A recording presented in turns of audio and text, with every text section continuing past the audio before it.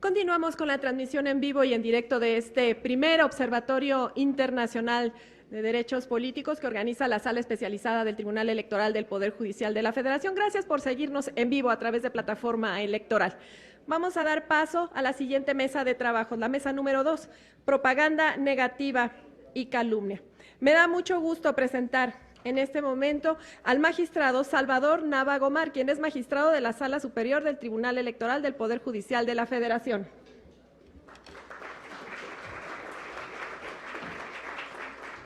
El magistrado es egresado de la Facultad de Derecho de la Universidad Iberoamericana, doctor en Derecho por la Universidad Complutense de Madrid y especialista en Derecho Constitucional y Ciencia Política por el Centro de Estudios Constitucionales de Madrid.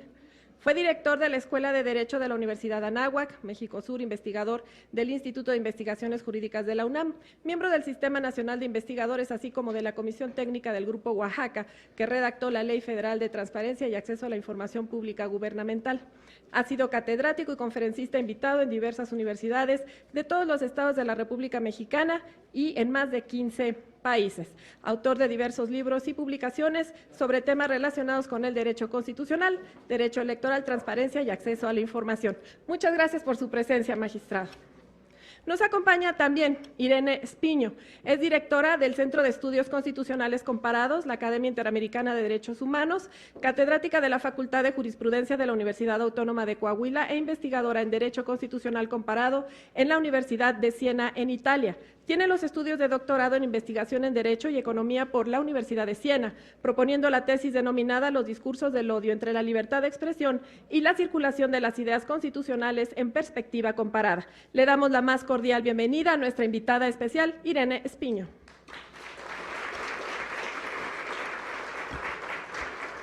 Con el mismo agrado y con el mismo gusto recibimos a María Aranzazú Moretón Toquero. Es profesora de Derecho Constitucional y Derecho de la Información en la Universidad de Valladolid. Entre sus publicaciones destacan El secreto profesional de los periodistas, De deber ético a derecho fundamental, Delitos contra la propiedad intelectual, Delitos contra el honor, la calumnia y la injuria, así como El secreto profesional y el deber de la confidencialidad del mediador. En el libro Estudios sobre mediación, la ley de mediación familiar de Castilla y León.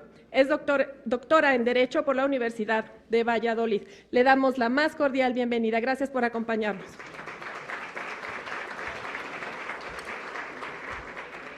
Para moderar esta mesa es un honor y un placer darle la más cordial bienvenida a Carlos Alberto Ferrer Silva, quien es titular de la Unidad Técnica de lo Contencioso Electoral de la Secretaría Ejecutiva del Instituto Nacional Electoral. Se ha desempeñado como asesor del consejero presidente del Instituto Nacional Electoral y como secretario de Estudio y Cuenta en la Sala Superior del Tribunal Electoral del Poder Judicial de la Federación.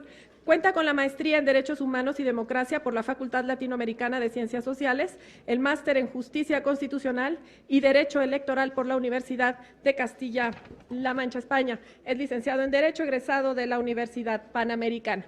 Bienvenido, muchas gracias por su presencia. Sin más preámbulos, cedo el uso de la voz al moderador Carlos Alberto Ferrer Silva. Gracias. Muy buenas tardes a todos y a todas. Es un gusto enorme estar en la sede del Tribunal Electoral del Poder Judicial de la Federación, al que considero mi casa, y participar como moderador en esta importante mesa en el marco del Observatorio Internacional de Derechos Políticos, que tiene como eje temático problemas actuales de la libertad de expresión en las campañas electorales y como subtema en esta ocasión la propaganda negativa y la calumnia. Estoy plenamente convencido, como seguramente ustedes están, de que este observatorio es un ejercicio fundamental para el análisis, la crítica y confrontación de ideas y posiciones en torno a sentencias, casos y criterios que rigen las reglas de la democracia, ejercicio en el que ganamos todos. Y qué mejor que esta revisión y escrutinio democrático se lleve a cabo por expertas y expertos en la materia, como lo son la doctora Irene Espiño, la doctora Arancha Moretón Toquero y mi amigo y maestro, el doctor Salvador Nava Gomar. El tema de esta mesa es de importancia superlativa si coincidimos en que la libertad de expresión, como derecho humano preferente y precondición de validez de todo Estado de Derecho, exige un análisis detenido en el que se precisen sus límites y contornos a fin de que su ejercicio sea armónico y compatible con el resto de los derechos fundamentales y los principios y valores democráticos. En este contexto, la propaganda negativa y la calumnia constituyen aspectos muy relevantes y, debo decirlo, muy frecuentes en la propaganda electoral y en las campañas electorales. Por eso los invito a escuchar las disertaciones y puntos de vista de nuestros participantes. Sin otro preámbulo, le concedo la palabra a la doctora Arantxa Moretón Toquero. Bien, muchísimas gracias, moderador, y muchísimas gracias también por la iniciativa de crear este observatorio, este foro de debate. Agradezco a las dos instituciones la amabilidad que han tenido de darme la excusa perfecta para volver a México, donde me encuentro como en casa y donde en pocos lugares como aquí se puede conversar de manera tan agradable, tan intensa y siempre tan fructífera. Y gracias a todos ustedes pues, por hacerlo posible también estando aquí. Me ha correspondido la mesa de los excesos, así que bien, estoy satisfecha con ello y mi cometido, que voy a intentar cumplir, es hacer una reflexión acerca de unas cuestiones generales, sirviéndome como excusa de dos sentencias dictadas por la Sala Especializada. La utilización de estos supuestos de hecho, va por delante esta expresión, sirve únicamente, como digo, como excusa para plantear algunos problemas generales, desde luego con un hándicap, y es la mirada de una española, una mirada externa, y por tanto pues van a disculpar si no consigo apreciar en toda su dimensión pues todo el contexto jurídico, político mexicano, ¿no? Por lo tanto, voy a intentar abordarlo partiendo de los supuestos de hecho y voy a remarcar algunas cuestiones sobre las que sí que creo que vale la pena hacer un debate académico, pero también práctico. Es interesante que este diálogo sea entre académicos, entre la teoría y la práctica, ¿no? Una cosa es predicar y otra dar trigo. Por eso creo que el diálogo y el debate pues, es interesante para ambos. Bien, como se ha dicho y es sabido, pues las libertades informativas son un pilar esencial de la democracia y el flujo informativo debe ser plural, rico y en libertad. Esto está en el ADN de la libertad y está en el ADN del sistema democrático. Sin embargo, no es menos cierto que esa misma libertad puede ser manipulada, puede ser torcida y puede ser utilizada para conseguir fines pues muy concretos. De manera que sobre la apariencia de información o de proteger la libertad de expresión, en realidad lo que muchas veces se quiere conseguir son unos fines ajenos a este debate en libertad. Pues bien, dentro del proceso electoral, la verdad es que se producen dos procesos de carácter informativo. Uno, el diálogo entre los contendientes electorales y otro, el diálogo que se produce dentro de la sociedad, sin perjuicio de que entre estos dos sistemas haya una cierta interacción. El debate electoral, como es sabido, para que se produzca en libertad, debe producirse también en igualdad de armas dialécticas y en un ámbito de equidad. Esto para producir que los ciudadanos efectivamente tengan la posibilidad de formar lo más libremente posible su opinión y que la participación sea lo más democrática. Bien, como les decía, voy a servirme de dos supuestos, de dos casos que se me han ofrecido, que son, en primer lugar, dos casos muy recientes, chacoteando la noticia del año 2015, y otro caso también muy reciente, relativo a una publicación en el Diario de Colima de 2016. Entre los dos, aunque son supuestos absolutamente diferentes, si los conocen pues lo podrán observar y si no trataré de explicárselo, existe sin embargo un hilo o un punto de conexión interesante y es qué papel juega el humor, la sátira dentro de la comunicación y de la comunicación política. y, por tanto, si también la sátira es de todo punto admisible. La sátira, que ha sido siempre una potente herramienta a la que el poder ha tratado de escapar, pero ha sido muy potente en manos de los ciudadanos, muchas veces acompañada de imágenes que, como se sabe, tienen una potencialidad mucho más que 1000 palabras, ¿verdad?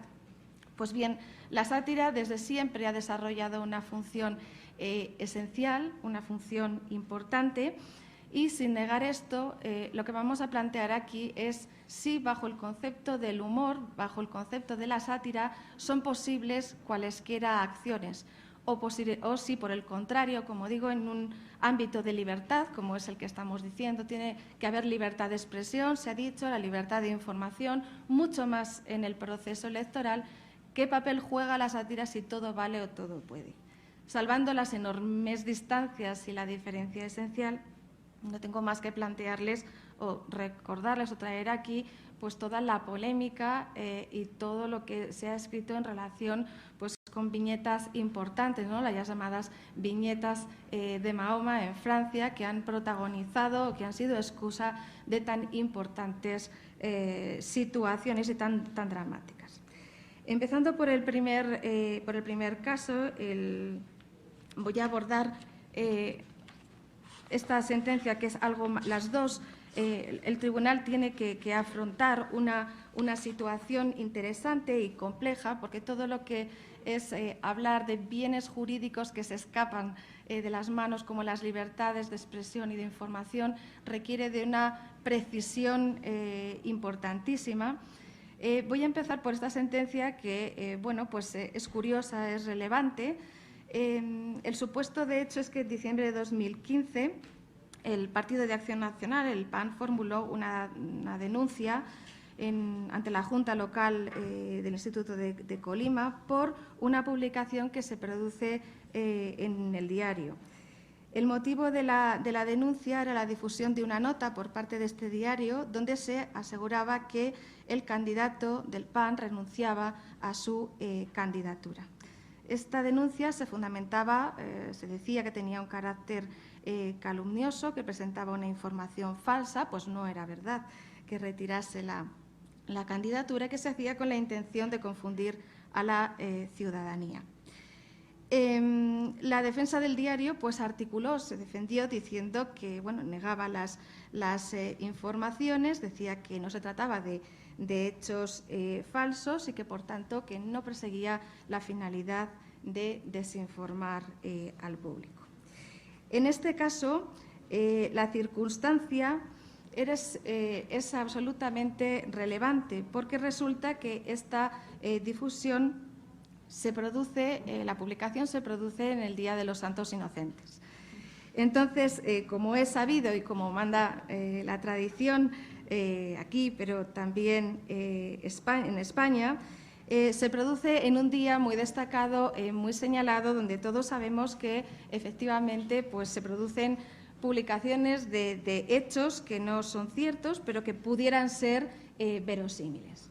Pero claro, la cuestión es que se publicaba un hecho tan relevante o tan importante como la retirada de una candidatura política. Por lo tanto, no se puede obviar que la influencia dentro del proceso electoral pues, podría ser importante.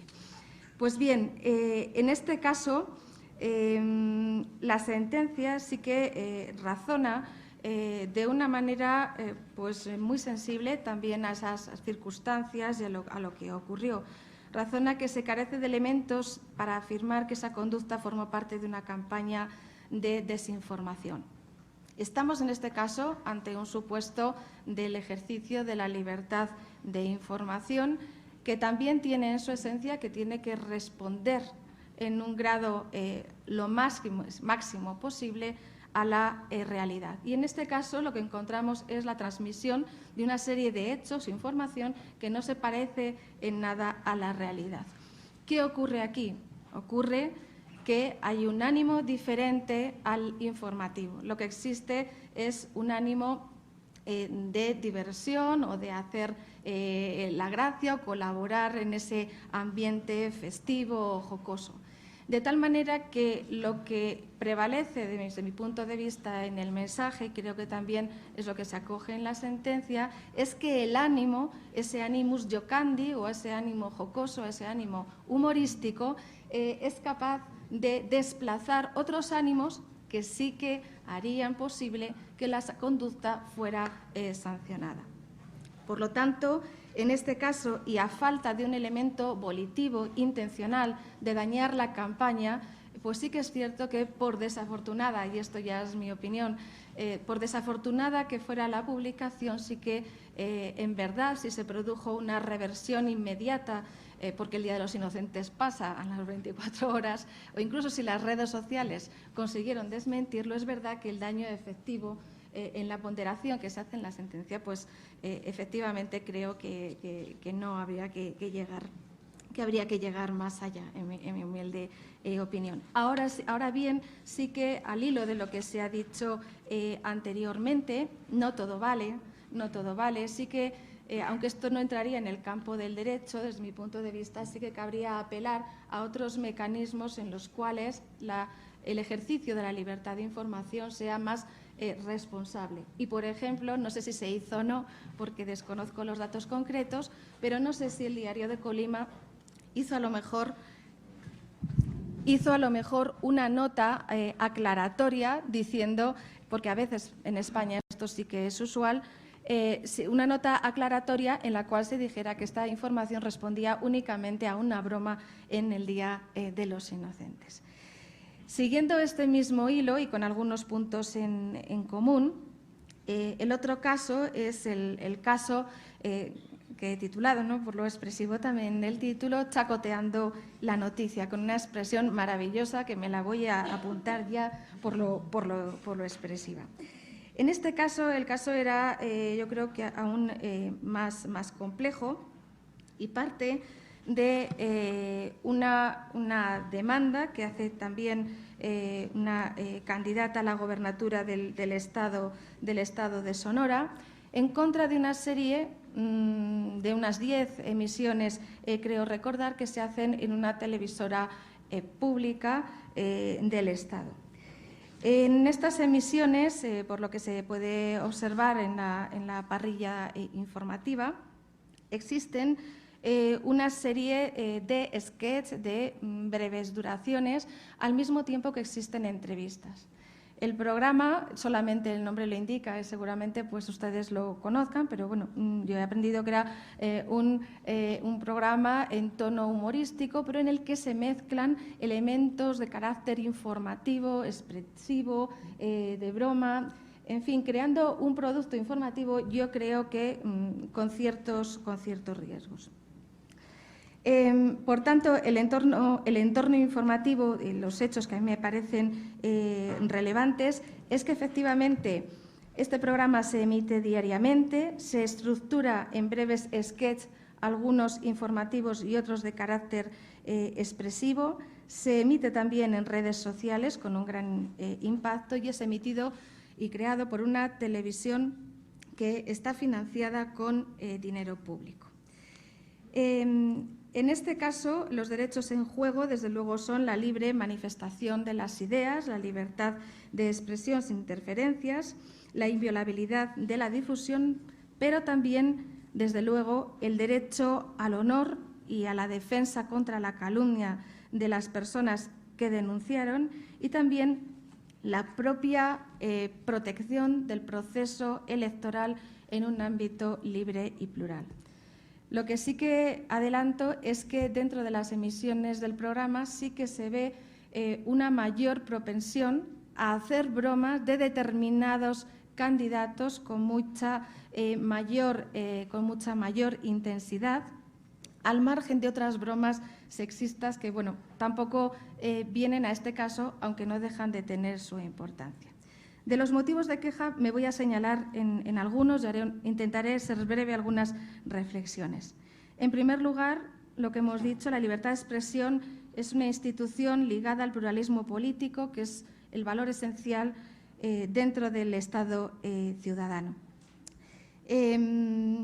Los canales tienen que ser los más amplios posibles, el diálogo, y por eso se protege más el diálogo electoral, tiene que ser lo más abierto, lo más claro, para que el escrutinio ciudadano sea también lo más perfecto, si cabe la expresión.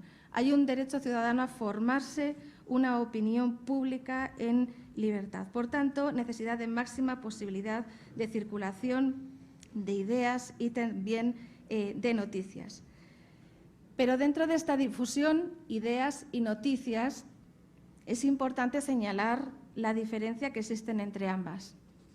Tanto la difusión de ideas como de noticias tiene una importancia personal de quien las emite. El emisor ha de ser protegido, pero hay una dimensión institucional o social relevante. Emitir, como se ha dicho anteriormente, en libertad significa no solo proteger al emisor, sino proteger por entero también a la comunidad.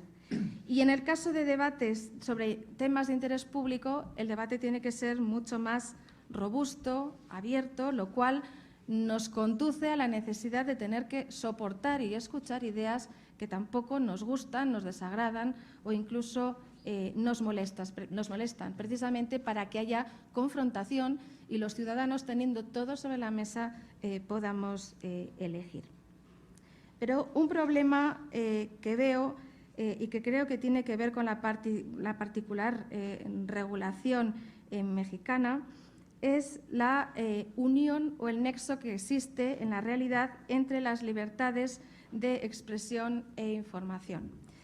Ciertamente, las libertades de expresión y de información son realidades o hacen referencia a realidades diferenciadas. En la práctica se plantean de manera unida.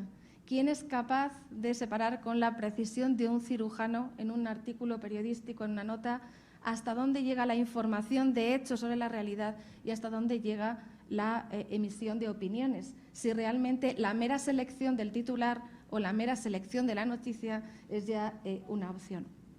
Pero sí que es verdad que en muchas ocasiones, y sean los sistemas reguladores monistas o dualistas, sí que hay una diferencia esencial entre la difusión de hechos objetivos susceptibles de contraste y la difusión de ideas u opiniones que, por tener carácter subjetivo, no se pueden contrastar.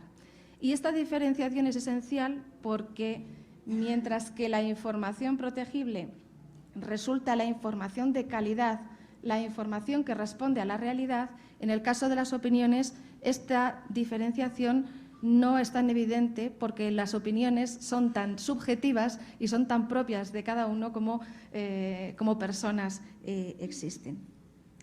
Pero esto es importante porque a la hora de valorar supuestos tan relevantes en la realidad en los que se mezclan expresión e información, el régimen que pueden tener unas y otras, pues no es exactamente el mismo, sino lo que se puede crear es una especie de zona gris en la cual, a base de no diferenciar, queden impunes muchos actos que son excesivos y que merecerían una respuesta porque no son gratuitos, porque atentan a otros bienes jurídicos importantes como pueden ser el honor o la imagen política o una desigualdad de armas, digamos, en la contienda electoral, como creo que es el caso.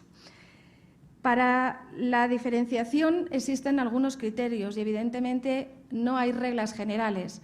Estos casos exigen una precisa diferenciación en el caso concreto, con las circunstancias concretas, pero es necesario también interpretar la ley y establecer algunos criterios generales para discernir en qué ámbito nos encontramos. Un elemento que podría ser importante es, por ejemplo, cuál es el elemento preponderante en el mensaje. ¿Este mensaje entremezclado es más información y tengo que exigir veracidad o es mucho más expresivo y jugamos en otro terreno de juego?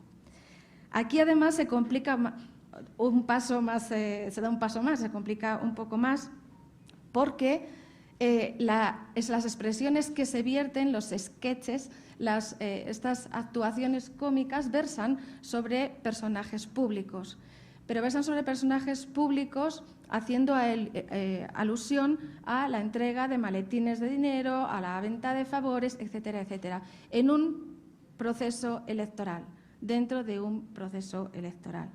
Estas situaciones habían sido precedidas por la difusión de unas pretendidas grabaciones de alguien cercano a la propia candidata, en la que se mencionaba que había habido algún tipo de actuación irregular. Por lo tanto, en ese doble mensaje lo que hay es una superposición, yo veo, entre unos pretendidos hechos que se afirman a través de unas pretendidas grabaciones, no se sabe obtenidas cómo ni si violando o no, algún tipo de derecho, y una serie de parodias cómicas elaboradas sobre esas grabaciones o esas insinuaciones, pero dándolas por válidas e intentando hacer broma de esa situación políticamente, jurídicamente, incluso penalmente gravísimo.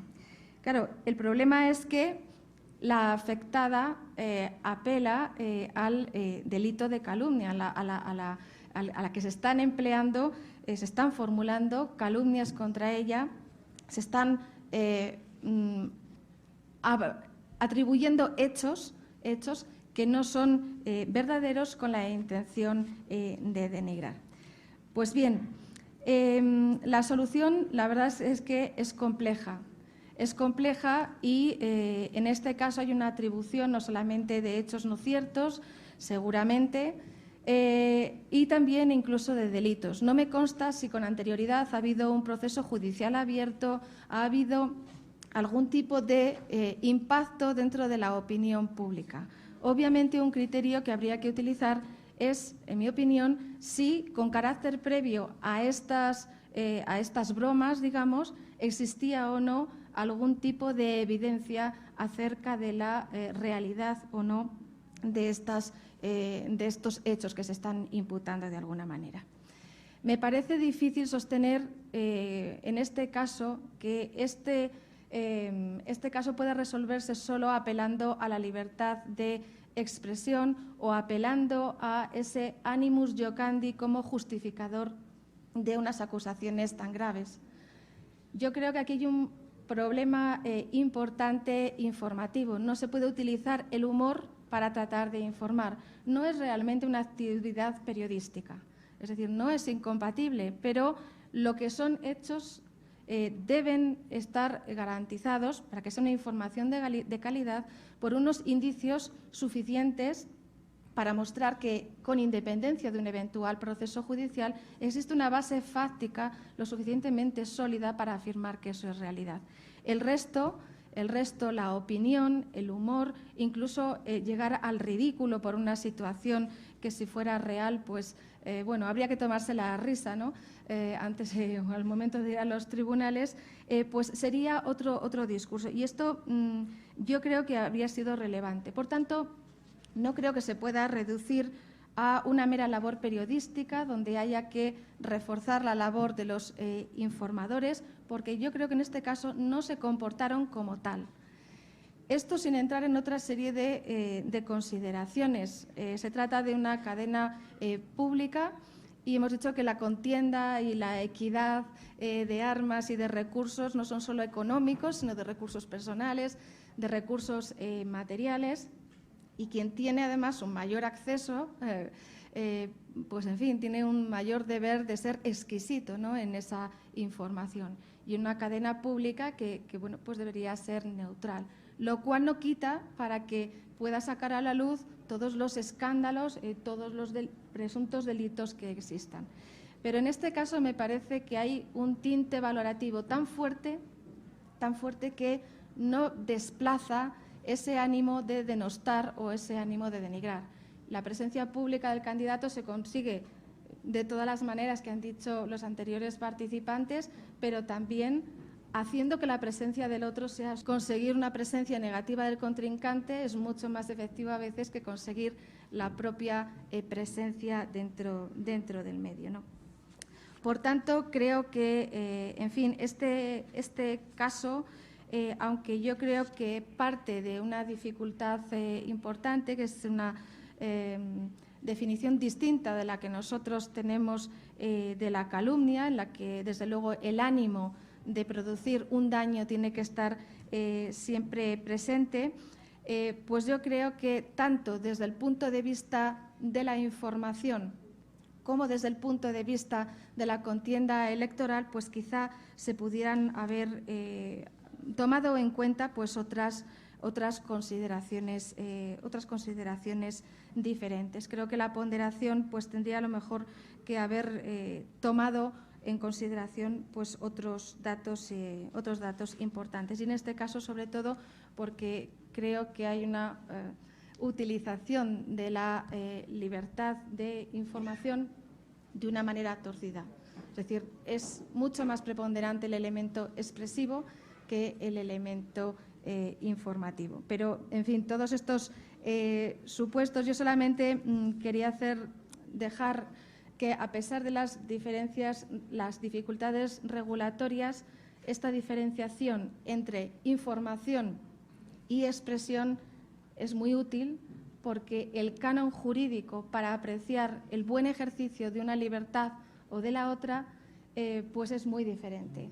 Mientras que la libertad de información, el canon de veracidad, que no quiere decir coincidencia con la realidad, sino que yo me he ocupado de que lo que digo es lo más cierto posible, hasta donde las circunstancias me permiten, cosa que no ocurre en la libertad de expresión, que yo puedo opinar con plena libertad, incluso aunque moleste, dentro del respeto y de una situación respetuosa. Pues creo que, claro, esta diferente respuesta jurídica pues exige una labor diferenciadora, y todos los criterios que se utilicen para diferenciar pues son esenciales. Y ello no por un afán puramente académico o de diferenciación, y es por ayudar en la realidad a poder precisar y obtener la esencia de los casos, sobre todo porque una de las mayores formas de manipulación es torcer la información, y los medios son potentes. Por lo tanto, yo apelaría a la palabra responsabilidad.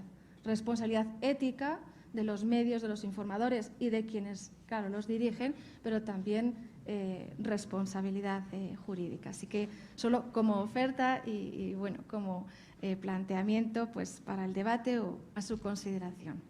Muchas gracias por la atención.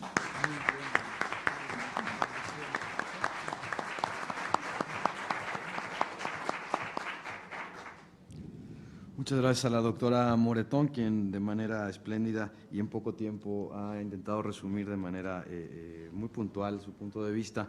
Me parece que se rescatan algunas situaciones importantes, como la valoración del contexto y de las particularidades de cada caso, el ánimo, la intención, y plantea también una situación muy interesante en términos de la diferenciación entre libertad de expresión e información, la frontera no siempre clara y la labor jurídica que necesita para diferenciar esta situación, al margen de la responsabilidad ética y jurídica de los medios de comunicación.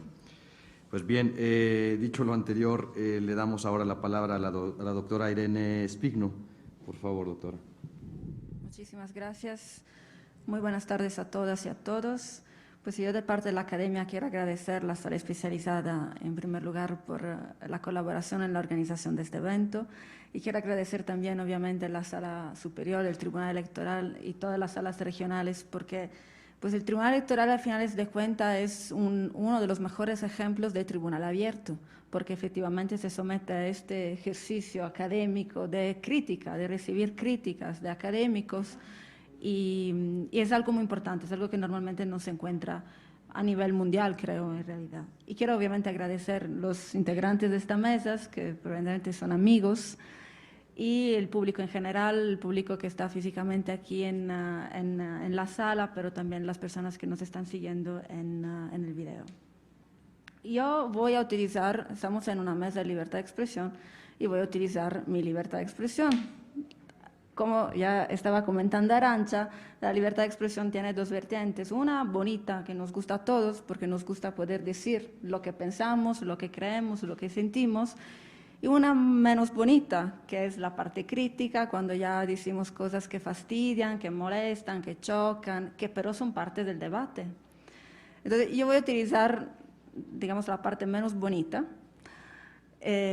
para desarrollar esta ponencia, pero creo que, aunque sea la parte menos bonita, es la parte a lo mejor más importante, más constructiva para el diálogo. Y voy a repartir mi ponencia en cuatro puntos.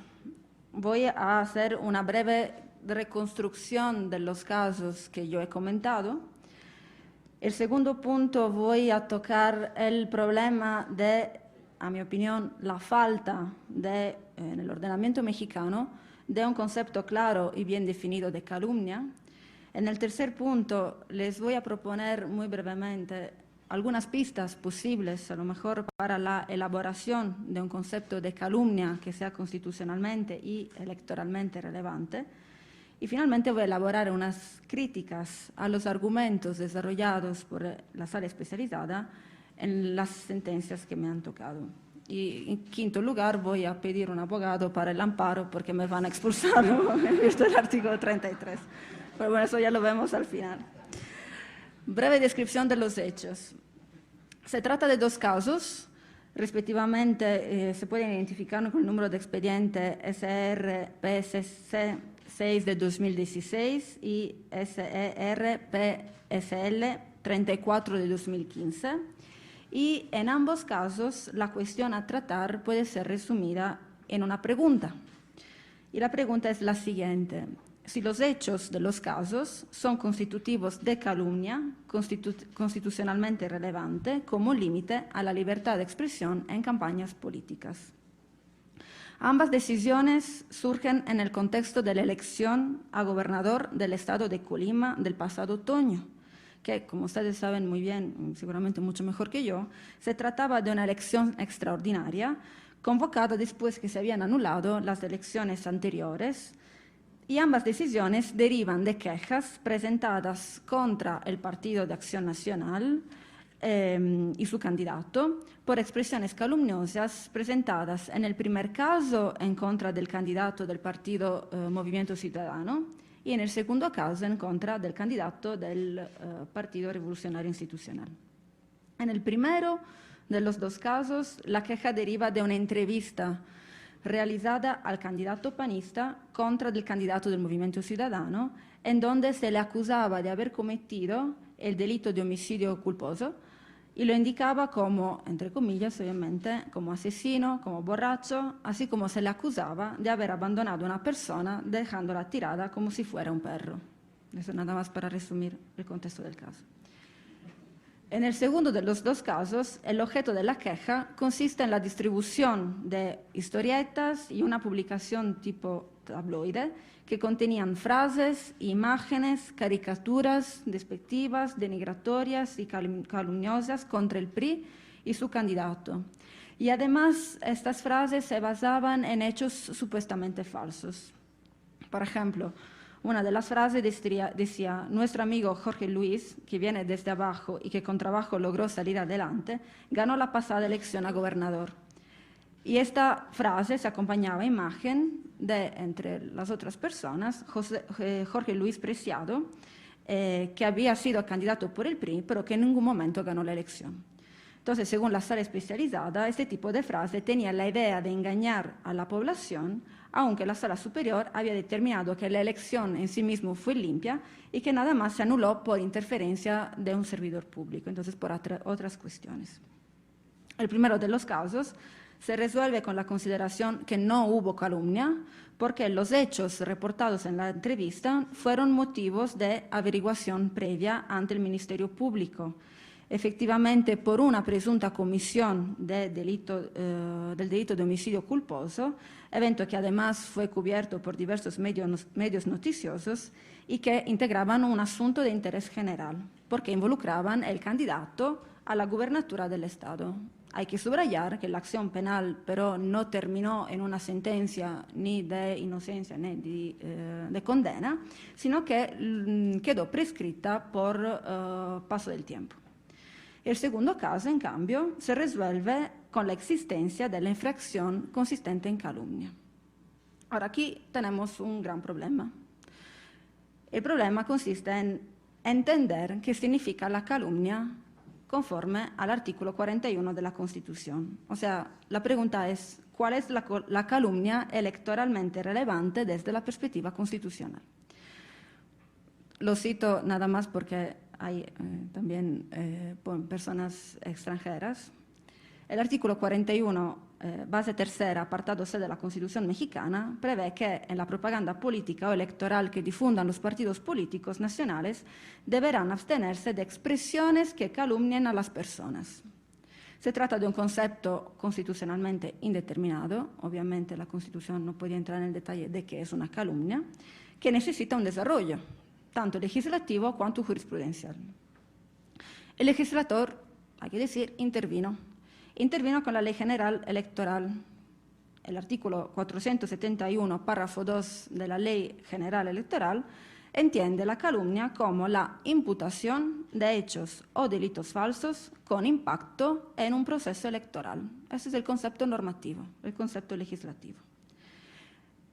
Esa disposición, pero, no resuelve el problema, porque no resuelve el problema de indeterminación del concepto de calumnia electoralmente relevante. Y más, se trata de una indeterminación bastante peligrosa porque permite la configuración de la calumnia electoral, entonces de una lista electoral con una correspondiente sanción, todas las veces que se impute a alguien la comisión de un hecho falso o de hechos falsos, que pueden ir de cosas muy relevantes, como por ejemplo, desde el punto de vista político, ser infiel a la propia esposa, que evidentemente puede afectar la imagen de la integridad de un candidato, como acaba de pasar en Estados Unidos, o cosas más ridículas, ¿no? Como al candidato X le gusta ir en los table dance, que puede ser relevante desde el punto de vista político, como no.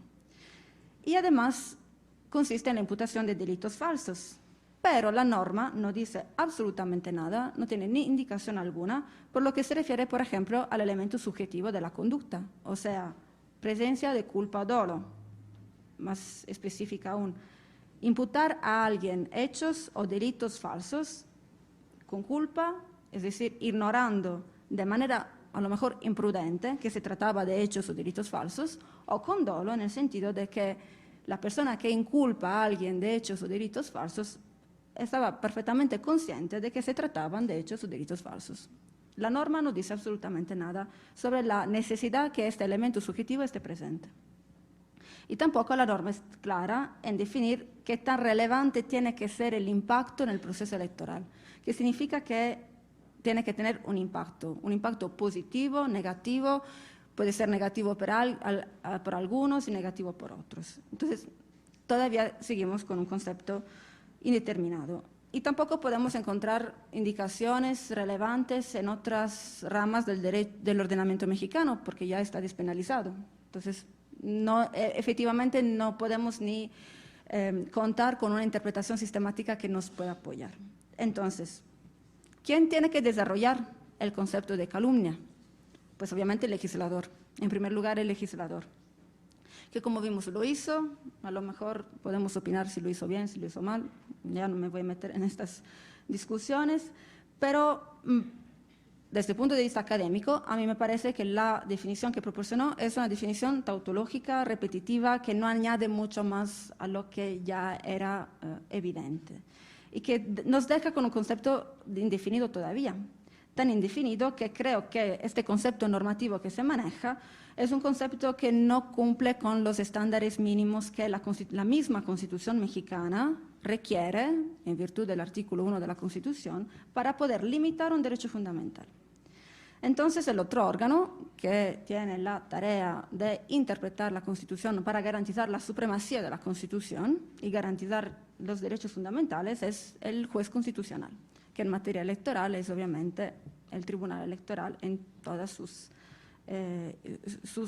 divisiones y reparticiones.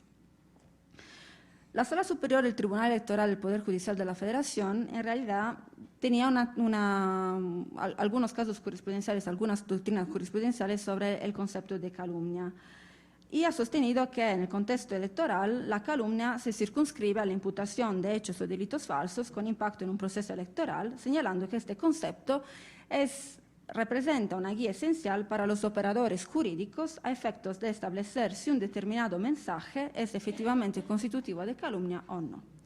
Pero aquí también, a lo mejor yo soy un poco dura, tardo en entender bien las cosas, pero todavía me parece que estamos trabajando con un concepto que necesita un desarrollo un poco ulterior.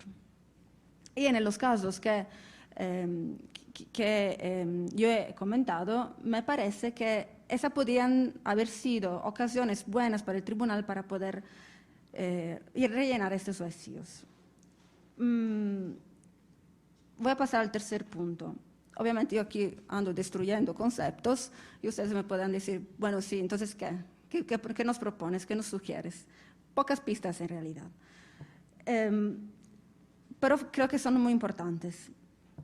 Si estamos en el punto de pensar cuál debería ser el concepto constitucionalmente relevante para que una determinada expresión sea considerada como calumnia electoral y entonces pueda representar un límite constitucionalmente aceptado a la libertad de expresión, aunque efectivamente en el ordenamiento mexicano la previsión de la calumnia está en Constitución, entonces es un contraste, digamos, entre dos valores, principios o derechos ambos constitucionales.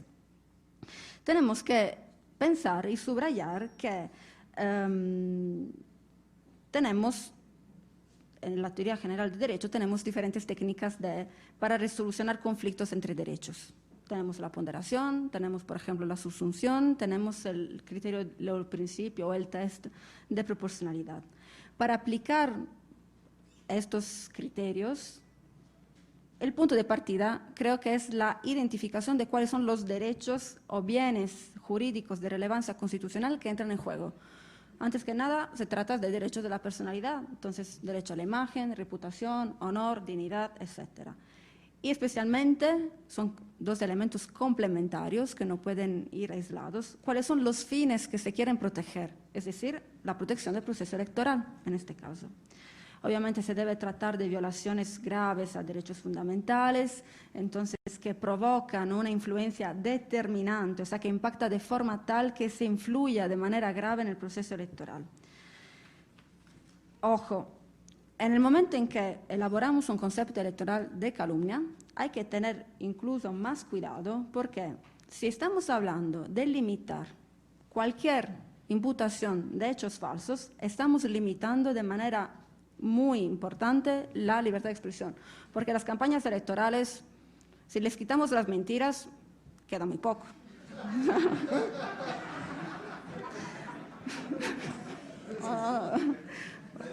Esto es algo bastante común en todos los ordenamientos jurídicos. Entonces, ¿cuáles serían los criterios que se deberían aplicar? Bueno, identificar hechos falsos graves, que afectan la reputación, que afectan la imagen, que afectan la dignidad y el honor, y que son idóneos en influir de manera grave en el resultado de las elecciones. Y esto porque, si aplicamos las diferentes etapas del principio de proporcionalidad, la limitación a un derecho fundamental debe respetar diferentes momentos, o sea, que las limitaciones sean legítimas, que sean adecuadas, que sean necesarias y que sean estrictamente proporcionadas a los objetivos que se quiere perseguir. Y es un criterio de la aplicación de la proporcionalidad que todavía no se encuentra en muchos de los casos del Tribunal Electoral. Y aquí voy a entrar más de pata en las críticas a los argumentos desarrollados por el Tribunal. Tengo que decir una cosa, yo comparto la solución final a la que ha llegado la sala especializada, pero hay algunos de los argumentos que ha desarrollado el Tribunal que no me dejan completamente satisfecha. En el primero de los dos casos mencionados, el de la entrevista donde el candidato del PAN acusaba al candidato del Movimiento Ciudadano de haber cometido un delito culposo, la sala especializada reconstruye algunos principios fundamentales en materia de libertad de expresión. Obviamente, en particular por lo que se refiere a los límites que en este caso ya lo vimos, es constitucionalmente establecido. Se puede limitar la libertad de expresión en materia electoral en casos de calumnia, entonces los partidos no pueden calumniar a las personas. Y en particular, subraya la sala especializada de manera correcta, obviamente, que se debe exigir un mayor margen de tolerancia con referencia a expresiones que involucren personajes públicos y personajes políticos. Y esto lo aplica al caso concreto, afirmando que atribuir a un candidato en el contexto de la contienda electoral actos en relación con un ilícito penal sobre los cuales en su momento efectivamente la autoridad competente investigó, llevando a la apertura de una causa penal, se justifica bajo la idea de una crítica e intromisión más amplia respecto a eventuales intromisiones que se pudieran hacer con referencia a personas, a individuos privados, por el carácter de actor político que ostenta, incluso porque la sociedad, aquí regresamos a la vertiente del derecho a la información, de la vertiente pasiva, tiene un interés legítimo a conocer o un derecho a conocer informaciones sobre las personas que participan en una contienda política. Las expresiones denunciadas, la entrevista que dejó el candidato del PAN, en este caso se constituyen, según el tribunal, expresiones que son partes de un debate público válido por estar ligadas a hechos que se verificaron, por transmitir un mensaje que tiene como objetivo hacer notar públicamente que existió un procedimiento penal por el delito de homicidio culposo. La argumentación de la sala en este caso se fundamenta en el hecho de que las expresiones, por haber sido sobre hechos que no resultaron falsos, pero aquí yo agrego ni tampoco ciertos porque no se llegó al definir el fondo del asunto penal, y que por lo contrario parten de la opinión sobre temas de público interés sobre los cuales el debate se identifica en el marco de una campaña electoral. Y por lo tanto excluye que en este caso específico se haya habido imputación de hechos falsos y por lo tanto maximiza la libertad de expresión. Entonces no se realiza el elemento típico del ilícito previsto como calumnia electoral. Para ser más precisa aún, no se trataba de hechos falsos, una vez más tampoco ciertos, pero nada más por haber sido objeto de una acción penal que nunca llegó a pronunciarse en el fondo de la cuestión, con todas las garantías del debido proceso que se realizan durante un procedimiento penal, y que sí es cierto, fue objeto de asuntos de dominio público, salió a la noticia en muchos medios, pero sabemos también que no siempre los medios reportan noticias que son ciertas. Entonces, en este sentido, yo creo que sí el tribunal debería haber tenido un poco más de cuidado en entender cuáles son los hechos que podemos considerar seguramente ciertos, incluso por lo que explicaba Arantxa hace poco, y los hechos que se pueden considerar absolutamente falsos. Y en este caso, por no considerar exactamente el supuesto de hecho que integra el ilícito de calumnia electoral de manera correcta, la sala especializada no entra tampoco en el segundo pasaje del test de proporcionalidad, o sea, no entra en cuestionar si hubo un impacto en el proceso electoral o no. El segundo caso creo que a lo mejor es un poco más polémico. La sala especializada en este caso estima que las frases denunciadas contenían la imputación de hechos o delitos falsos en virtud de que se asociaba el triunfo del entonces precandidato a la gubernatura con la compra de autoridad electoral del Estado, lo que constituye evidentemente un ilícito que pero en el caso concreto no tenía ningún tipo de prueba a su soporte. Y con este tipo de expresiones la sala especializada consideró que se habían rebasado los límites permitidos en el ejercicio de la libertad de expresión y del derecho a la información, porque no se trató nada más de criticar de manera legítima o de debatir respecto a los partidos y a los candidatos que se contendían en el contexto electoral, sino que los vinculó con acciones ilícitas, sin demostrar de forma alguna que habían sido motivo de alguna denuncia o de inicio de algún procedimiento penal. Estas expresiones, según la sala especializada, se consideraban contrarias al marco legal electoral por tener una vinculación directa con hechos que podrían constituir ilícitos o delitos y la atribución de estas a los denunciantes. Yo puedo estar de acuerdo, y estoy de acuerdo en realidad, que las expresiones denunciadas son graves porque imputan hechos falsos, graves porque imputan delitos falsos. Pero hay algunos puntos que todavía no me quedan claros y con lo que no me quedo todavía completamente satisfecha. En todos los casos en que se imputan hechos falsos, ¿tenemos un caso de calumnia electoral? O más bien deberíamos hablar de imputar hechos falsos que afectan directamente otro derecho fundamental, cuya violación es relevante en la contienda electoral, entonces no fuera de la contienda electoral, sino que en una contienda política, incluso en la perspectiva de mayor margen de tolerancia que se les exige a los candidatos, porque si no nos quedaríamos con la idea, como ya les comentaba antes, que en todo lo caso de imputación de hechos falsos es calumnia electoral y tendríamos muy pocas cosas que debatir. Y el otro punto que no me queda claro es que, aunque comparto la visión del tribunal, según las cuales las expresiones denunciadas involucran hechos falsos y graves porque se trata de imputación de delitos, en ningún momento, en ningún punto de la sentencia, la sala especializada nos explica o nos dice de qué manera estas declaraciones falsas han podido o hubieran podido influenciar la contienda electoral. Entonces, en esta parte yo sí me quedo corta. Voy a concluir, para ya dejar de ser polémica.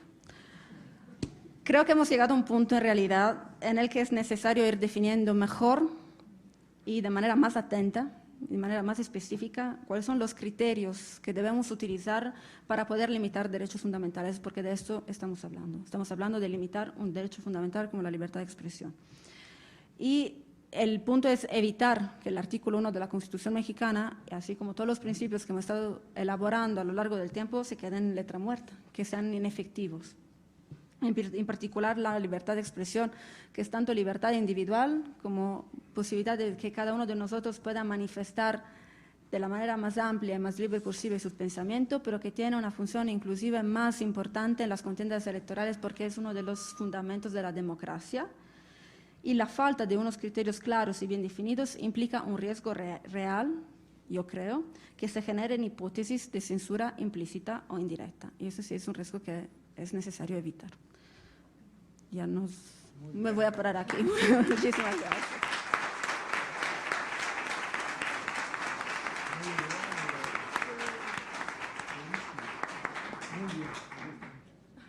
Muchas gracias a la doctora Irene Espigno por su disertación y puntos de vista sobre el tema.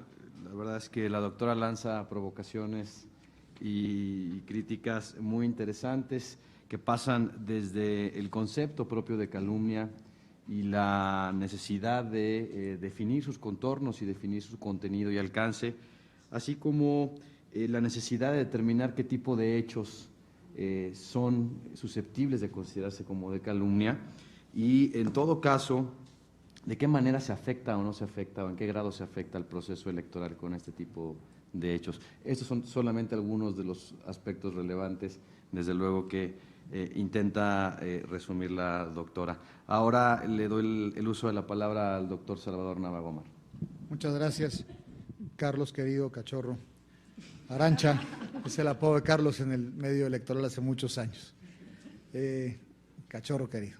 Arancha, Irene, un placer estar con ustedes, aún oyendo sus duras expresiones. Muchísimas gracias por la invitación, señor presidente, Gaby, querida Felipe, querido colegas de la sala especializada, Luis Efrén, como siempre, un éxito a todos los amigos, colegas, magistrados, profesores, Óscar Sánchez y otros buenos colegas y todos por estar aquí. Yo coincido con Irene respecto de que somos un tribunal abierto. Pocos tribunales abren sus sentencias, académicos tan críticas y tan críticos para oír, para que nosotros oigamos qué es lo que tienen que decir respecto de lo que nosotros mismos estamos resolviendo. Owen Fitz dice que la judicatura es responsable de lo que decide, por un lado, pero también de las razones públicamente aceptables de lo que decide. No importa lo que decida, pero tiene que justificarse públicamente, con razones públicamente aceptables. Y creo que eso sucede cuando oímos las críticas tan objetivas, tan ciertas y tan profundas a lo que estamos haciendo. Enhorabuena por este primer observatorio a la sala especializada. Pocas conductas generan tanta discrepancia como la imputación de actos calumniosos o como la imputación de actos falsos. Y a la vez, pocas expresiones tan duras son tan necesarias para que la gente sepa hechos y para que se pueda generar un debate democrático. Esta confrontación viene bien a cuento o viene en paralelo a una constitución bipolar como la mexicana respecto de la libertad de expresión. Pero unos artículos más adelante exactamente tiene un concepto jurídico indeterminado de calumnia que pone contra la espada y la pared a la propia libertad de expresión. Y además el contexto de este querido y lastimado país mío, con un índice de legitimidad tan baja de los actores públicos, con unos problemas de corrupción tan graves como los que enfrentamos en toda la República, perdónenme si generalizo, habrá lugares en donde más y en donde menos, hace de la calumnia el tema por excelencia en las campañas políticas. Y dice muy bien Arantxa, pareciera que nuestros candidatos, no sé si se refería en general a los políticos del mundo, a los de la zona, a los de nuestro idioma o a los de nuestro país, pero pareciera que prefieren primero desacreditar al adversario con puntos negativos antes que plantear las ventajas que se tienen. Es verdad que esto nace a partir de la deliberación democrática, es decir, en eso consiste el debate democrático. Yo que soy oposición, te critico a ti que eres gobierno, o yo que soy minoría, te critico a ti que eres mayoría. Y mi debate o mi discurso consiste a la población en decir, mira qué mal lo hace, yo te ofrezco hacerlo muchísimo mejor. Eso está bien. Lo que ocurre es que decir qué mal lo hace o yo lo puedo hacer mejor es muy diferente a decir, este roba, es un narcotraficante o tomó recursos cuando no lo son. Hay un refrán que no recuerdo exactamente cómo dice, pero es calumnia que algo quedará, ¿no? Si los políticos dicen pega, porque aunque se aclare después en tribunales, algo quedará. Y tenemos además la terrible dificultad en la judicatura para poder evaluar el impacto en la materia electoral de una calumnia. Además, con elementos y con herramientas limitadas en el propio debate político, porque parece ser que el debate lo estamos conteniendo en una olla express que se abre en un proceso electoral cada vez más regulado. Y si bien es cierto que la Constitución es parca para definir lo que es la calumnia, no lo es para regular algunas otras cosas que me parecen absurdas, como es justamente la manera de acceder a los medios de comunicación. Me refiero absurda a el grado de regulación, que tenemos normas reglamentarias en el texto general de la República. Y además estamos matando a la política y al debate público. Tú no puedes decir lo que piensas y lo que haces si eres gobierno porque estás promocionando tu imagen. Y tú, oposición, no puedes decir lo que quieres comprando un espacio de medio público porque está prohibido. Y entonces tenemos en spots perfectamente calculados, cuadriculados con papel milimétrico, millones de spots en procesos electorales, en donde una vez que arrancan todos con este ánimo de ir por la parte negativa del adversario, resulta que tienen una lanza muy larga y puntiaguda para señalar, y una piel muy delgada y unos oídos de tísico, hipersensibles, en donde a la menor provocación se vienen a la unidad del Instituto Nacional Electoral, en donde es el principal blanco, ¿no?, de ataques de todos, para que bajen esos spots o para que no los bajen porque están atentando contra la libertad de expresión, dependiendo de qué lado del foro estén en ese momento. Para que después la sala especializada sea el censor de este país y diga quién sí y quién no. Creo que tenemos un esquema procesal o de acceso a la jurisdicción o a la tutela, judicial efectiva, que complica tanto el flujo de la libertad de expresión y que no nos permite acotar del todo la cuestión de la calumnia. Yo había anotado como primer punto aquí, por suerte se lo enseñé a Irene cuando estaba hablando Arantxa y a Arantxa cuando estaba hablando Irene, lo relativo a la responsabilidad. Porque la cuestión no creo que esté, o la solución mejor dicho, no creo que esté en apuntar a la interpretación que se le puede dar o al resultado que podemos tener de un test de veracidad o de daño en un ejercicio jurisdiccional de ponderación que necesariamente tiene que arrancar con el primero de la Constitución, sino en responsabilizar a los políticos que debatan un poco más sobre las ideas. Yo creo que el ciudadano no sabe bien a bien los postulados de las campañas, salvo el espectacular de meter a la cárcel al otro o no volver a hacer lo mismo. Es decir, al mismo tiempo también es lo que más jala, y como están, digamos, los políticos callados o acusan a algunos partidos a los otros de comprar medios subrepticios, medios de comunicación, espacios, algunos muy burdos en gacetillas, ¿no?, Otros más sofisticados en programas de radio o televisión acusan los otros. Soy juez, no me puedo pronunciar.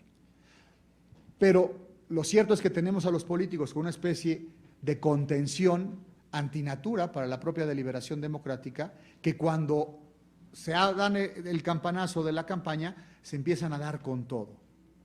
Y no creo que sea un escenario ideal.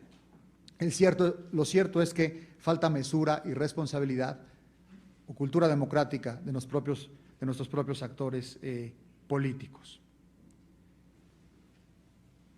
La libertad de expresión en el contexto electoral, pues desde luego que tiene un mecanismo o una capa de reforzamiento natural para poder decir más cosas. Se necesita más tolerancia del sujeto pasivo en la libertad de expresión, que no la tiene, como ya dije, y creo que coincidimos. Tenemos la obligación de proteger el discurso político. Eso creo que no puede variar. Lo que pasa es que con la calumnia lo rompemos de lleno. Creo que el análisis de las salas del tribunal han ido, especialmente de la especializada, si se me permite la expresión, o concretamente la especializada, en permitir el debate sobre la corrupción. Repito, en este país que tiene los problemas de corrupción y digámoslo así, los ataques sobre corrupción en el medio público, no podemos dejarlo de lado. Lo cierto es que estamos dejando, creo, sobre la vera del camino el derecho a estar informado. Es mucho más la expresión, lo decía muy bien Irene. Nos estamos concentrando en la capacidad de decir o de opinar más que en aquello en que se dice. Y es muy difícil garantizar lo que se dice sin ser censor o sin hacer censura. Y si del otro lado tenemos a la calumnia, la ecuación es muchísimo más complicada. Yo diferenciaría entre informar y distorsionar, entre opinar y confundir, entre expresar y exagerar o reducir, y entre criticar o calumniar. Y me parece que entre estas 8 acciones es donde tenemos que encontrar el punto medio que el legislador no ha encontrado. ¿Y qué pasa? Con exigencias de tutela judicial efectiva a un tribunal que ya tenía cuestiones que resolver, que le manda una unidad que ya había definido cuándo mandarle cosas al tribunal, cuando no tenían oficinas, ni la unidad, ni el tribunal, ni personal. Y ya estábamos haciendo galas de la reforma a la Constitución. Aquí decimos mucho y reformamos mucho. Y lo digo de verdad. Y creo que tenemos poco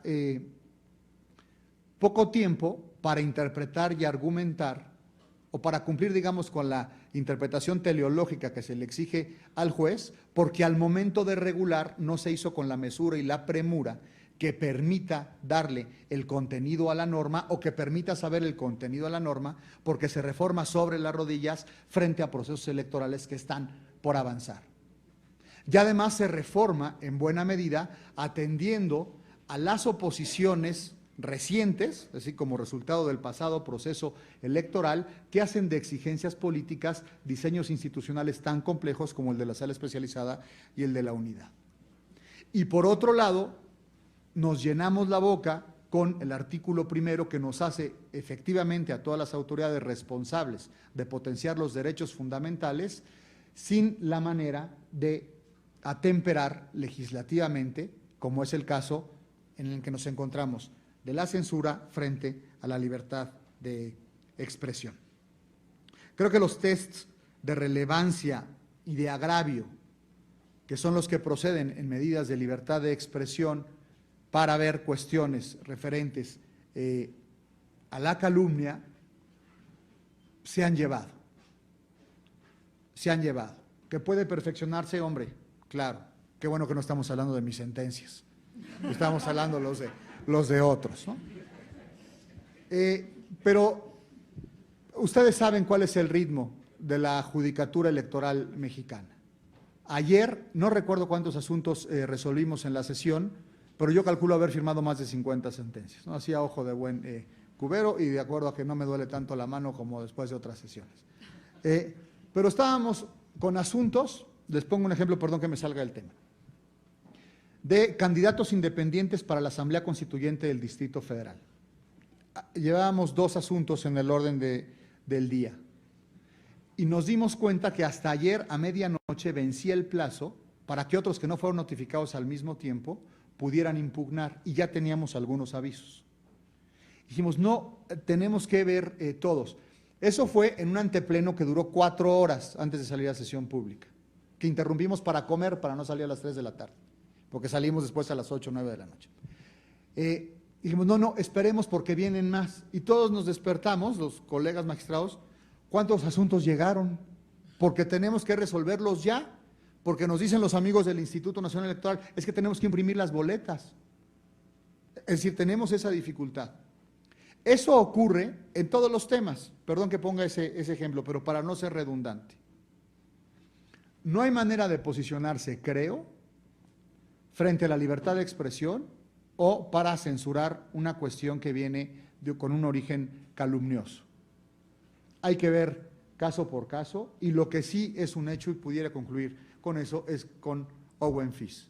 Creo que tenemos una judicatura responsable por sus votos, me estoy refiriendo a la sala especializada, y porque han argumentado con razones públicamente aceptables sus decisiones. Sería cuanto, señor moderador. Gracias.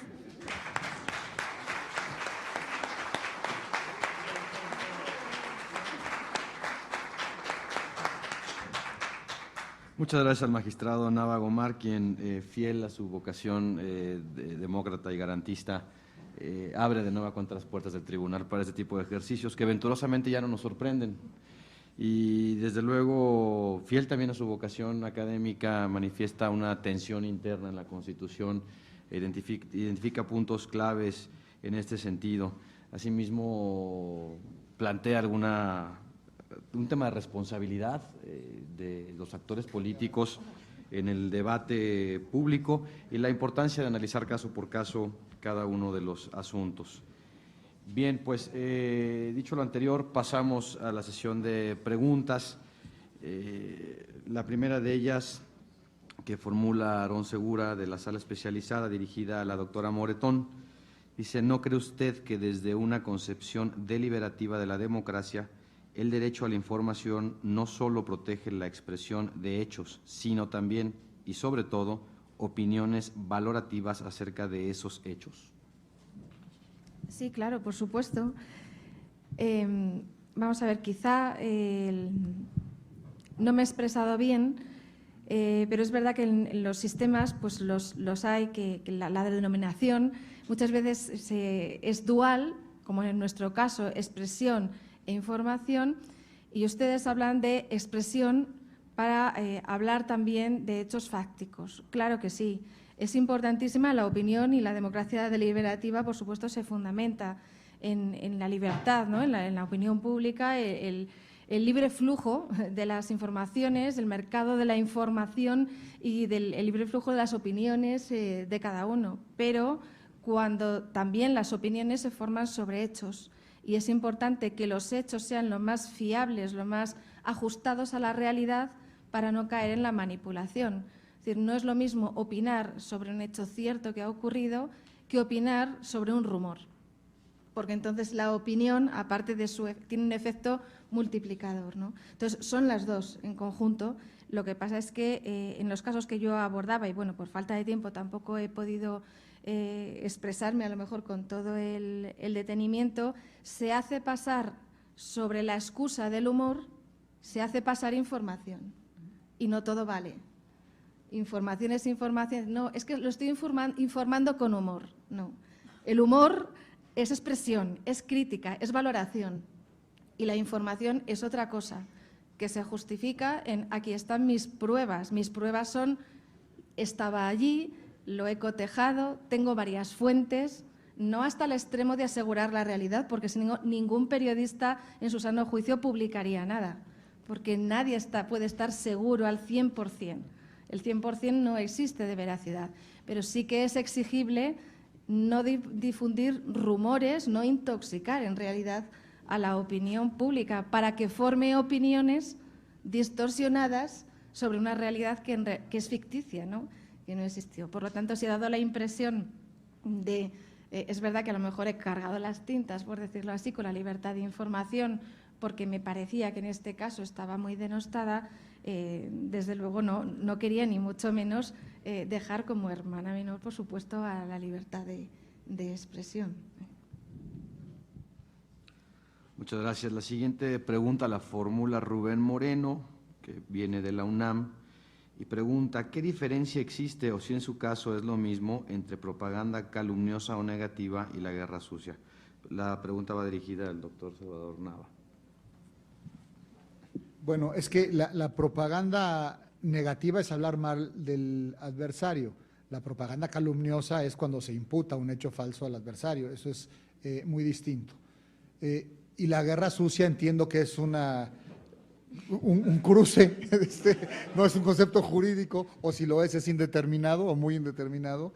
Es un cruce de propaganda negativa, ¿no?, entre los candidatos. Ahora, nuestra propaganda negativa no suele señalar, digamos, los puntos débiles del otro frente a aquel que los hace, sino que va, creo, a aspectos de connotación negra o peyorativa o especulativa, con exageración respecto de lo malo que es, ha sido o será, más que una confrontación o una deliberación propia. Yo creo que la mayoría de nuestras campañas están en el contexto de este tipo de cruces que se llaman guerra sucia.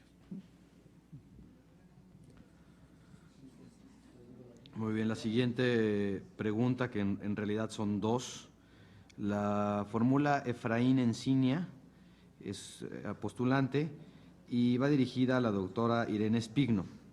Y le pregunta: ¿qué me dice de la calumnia en el derecho comparado? Y dos, ¿el candidato o partido político que utilice la calumnia puede ser sancionado con la pérdida de su registro? La última pregunta, la de la pérdida de registro, ¿dónde? ¿En general, como principio? Sí, el candidato o partido político que utilice como estrategia la calumnia, pregunta, ¿puede ser sancionado con la pérdida de su registro? Y en general, en teoría. Okay. A ver, desde el punto de vista del derecho comparado, lo que yo creo es que, bueno, es complicado encontrar, obviamente, hay diferentes modelos, ¿no?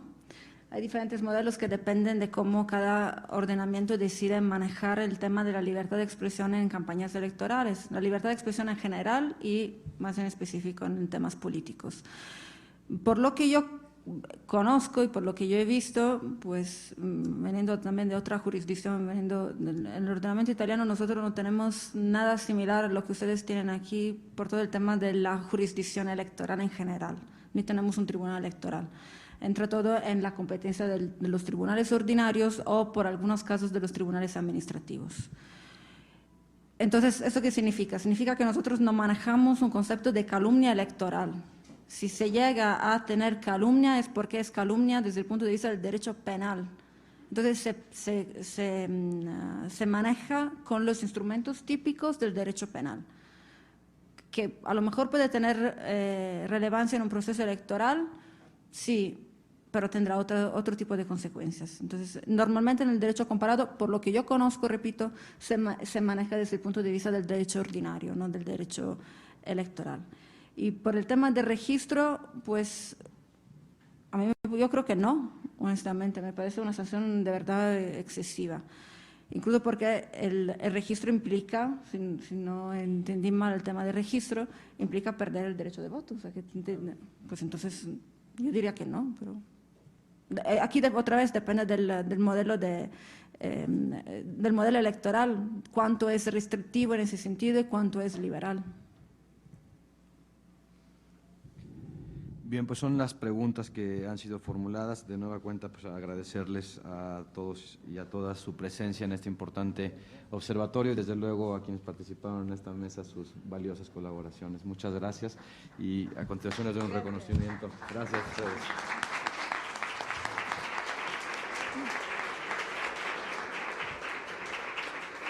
En este momento se hará entrega de los reconocimientos a la integración de la mesa, tal como lo señaló el moderador de la misma, a la participación del magistrado Salvador Nava Gomar y a nuestras distinguidas invitadas que nos han acompañado en esta mesa, Propaganda Negativa y Calumnia.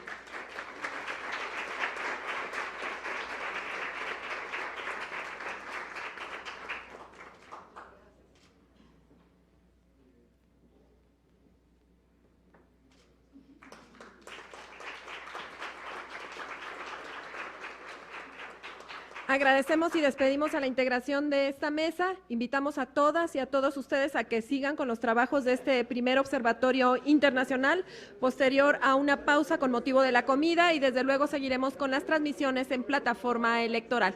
Que tengan todas y todos ustedes muy buenas tardes.